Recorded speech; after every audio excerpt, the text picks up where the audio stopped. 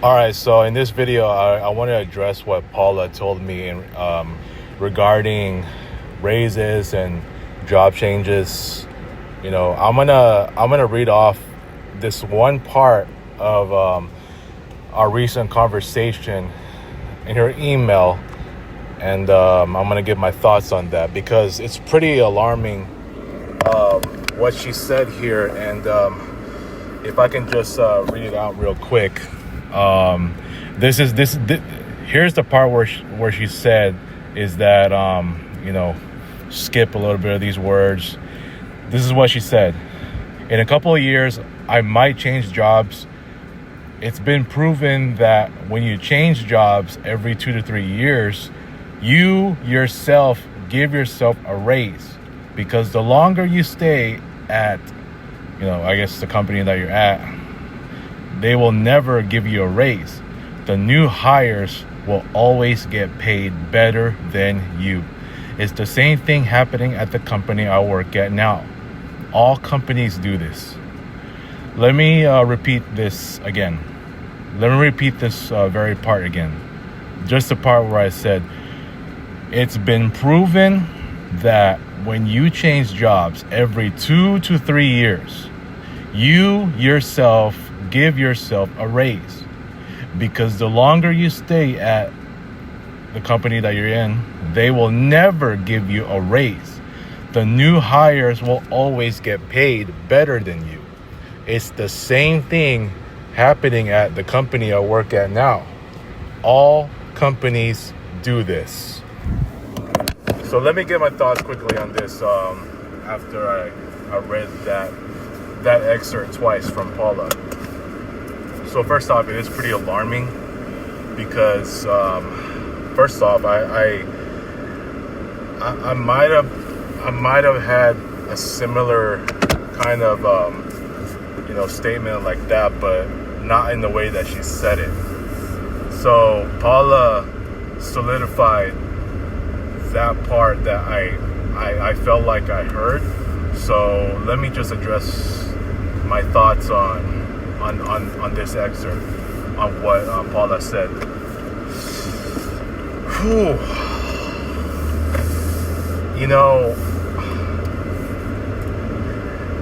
I don't know if I can believe it's all companies. I mean, Disneyland is unionized, so I mean, I remember when Carlos first started, and this is when minimum wage I think was around $9 by then, if I'm not mistaken. No, actually $7 or $8, right? It was he started I think in 2008, and he's still there, and I think going on 16 years. And he's getting paid now, I think, based off of the union and all that. The fact that Disneyland's unionized. I think a lot of the employees there, I don't know if it's all employees or just a lot of them, but from what I heard, they're now getting paid like, at least well over 20 an hour. I mean, I gotta get clarification from either Julio or Carlos, who are currently working there. As far as the pay that they're getting now, based on the fact that Disneyland's unionized. So I think, if I'm not mistaken, I don't know, because I gotta think that Carlos was probably paid like 8 or 9 at the time, and that and that minimum wage at that time, it was $7 to $8, right? So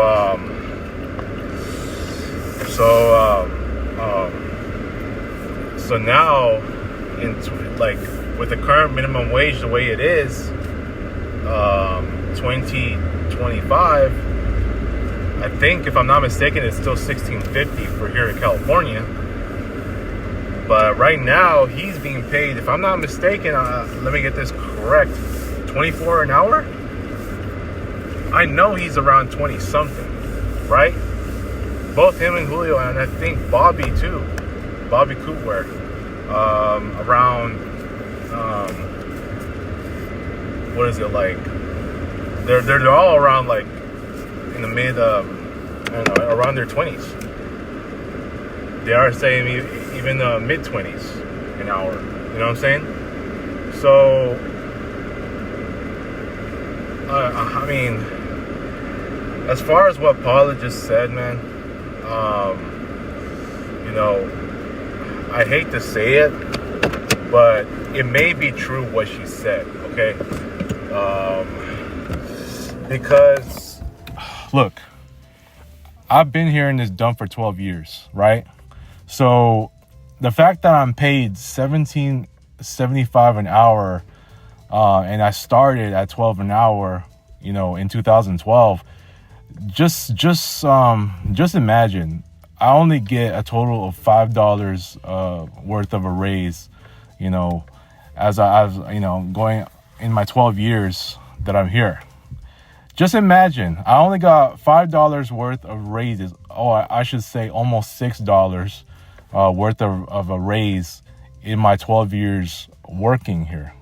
You know, that's frustrating, man. I could have at least been paid 19 or 20 an hour, if I had worked that long, you know. But the fact that this company president underpays the hell out of everyone, it's why a lot of people left. It's why even these recent guys that left, like Lagos and I forgot her name, Mariana, like they recently left because, you know, they knew what they were getting into and regarding the pay. So it's like, I mean, look, what Paula said overall may be true. I mean, it's why, look, every time I do my job hunting, I see the pay rates that are at least 20, 22, 25. A majority of them are like 20 something an hour, right? So, I won't know until I get a new job myself. I've only been in one job since Knott's Berry Farm. I hate to say it, you know, considering that the first job I've ever worked at in general was in 2006. You know, after that, I have not worked until 6 years later, which was 2012. So technically that's my second job, but, you know, the job that I had, I only lasted for like, you know, a month or so, you know what I'm saying? And at that time, I got paid, what was it? It was $6.75. The minimum wage at the time, I think it was like $6 or $7. I think it was around six an hour, considering it was 2006, right? So, so after that, like, I was on a 6 month or 6 year drought, and then I started working again. And supposedly this is a career job that I'm working at, where I started at 12 an hour, which is pretty reasonable. Because I think at that time now, if I'm not mistaken, if I got to look real quick, what was the minimum wage in 2012? Because I started at 12 an hour in my dump in that year. So I would imagine, it's $7.25 an hour in 2012. So wait, in California, I mean, is $7.25? It's still that low? Oh, sorry, no. In California, it's $8 an hour. So it was $8 an hour in 2012, and I started at 12 an hour.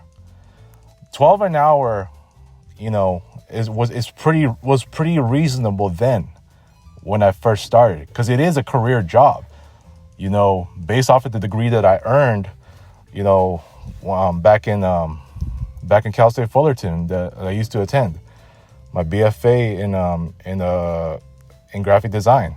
So it was a reasonable starting pay at the time. So to start at $12, I think it's a pretty good start.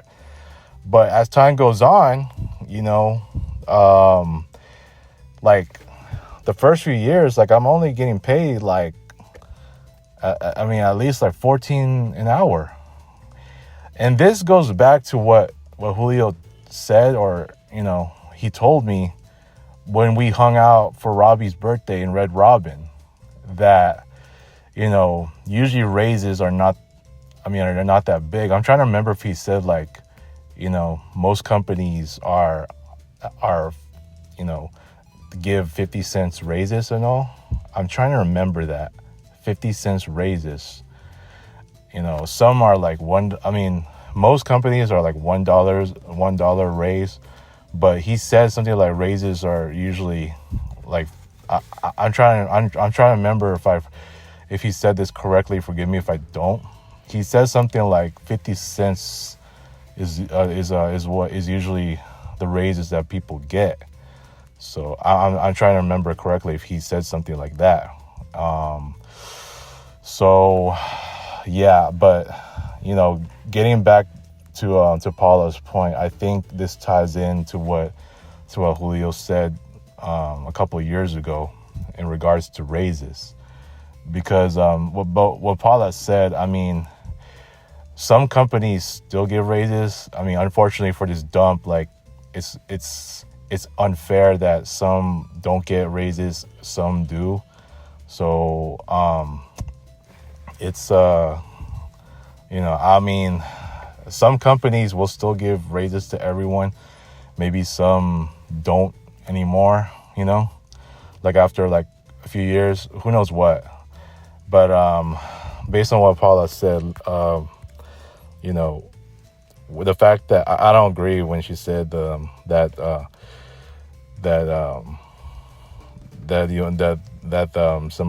these companies will never give you a raise the longer you stay there. I think some do. It's just maybe just very, very low to maybe that's what Julio was referring to in regards to the raises that people get the longer that they stay. That's how I perceive it. I think Paula just but I get where she's coming from and what she said, but as far as the new hires, like, I don't know, with the exception of this dump, okay? Because it's been